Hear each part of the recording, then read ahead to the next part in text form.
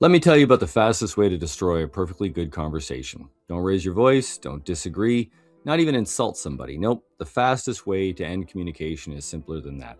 Just imply the other person is lying.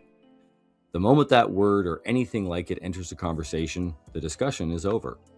Hi, I'm Dave Farrow, two-time Guinness World Record holder for greatest memory, the brain hacker, and these are brain hacks to improve your life. Most people don't even realize they're doing this. They say things like, I'm being gaslit, or you're deflecting, or that's exaggeration, or you're being dishonest, or you're manipulating the situation.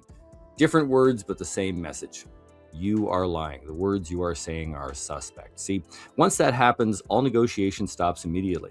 Let me show you how this plays out. So a few years ago, I watched two executives negotiating a partnership. Both were smart, prepared, they genuinely wanted the deal to work, and everything was going well, actually. They were discussing distribution and marketing at one point, and something small happened that destroyed the deal. One executive just started by saying, I think those numbers might be a bit optimistic.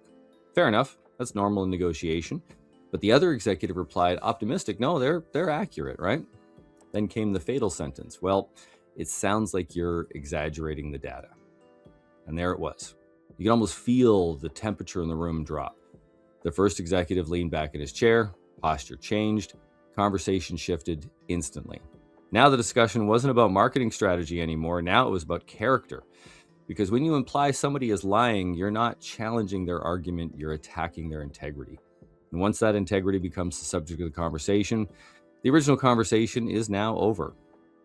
The negotiation lasted another 30 minutes, but the deal was already dead. Here's what most people don't understand. There is a huge psychological difference between saying your conclusion is wrong, or your information is wrong, or your conclusion is dishonest.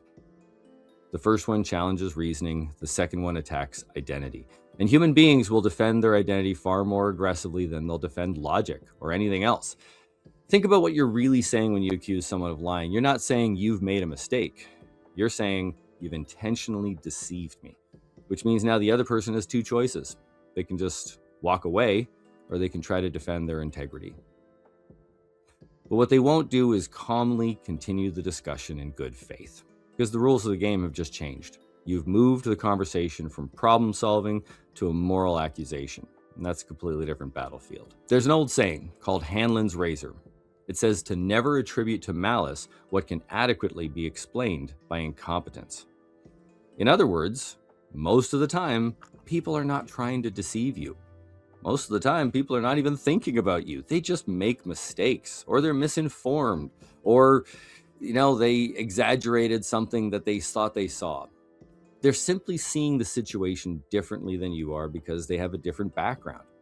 And when you assume dishonesty immediately, we project that malevolence onto the other person. And once somebody feels like they've been labeled like that, the relationship is fractured. So here's the brain hacker for communication today. Never accuse somebody of dishonesty during a discussion unless you're prepared to end the relationship, because that's exactly what it does. Instead, challenge the information, not the person. Here's some far more productive phrases, not you're lying. Try saying something like, I see the situation differently, or I don't quite understand that. Can you explain it? Or can you help me understand how you got to that realization? Or you can even say, hey, that feels exaggerated to me, or that feels outside of the norm. Can you explain it, or can you walk it through, or show me what you mean?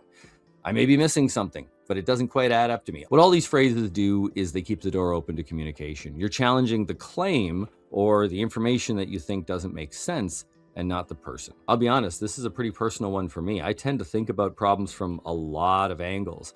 And when I'm challenged, I think of all sorts of things that are going on. I'm usually explaining a lot of stuff in my head.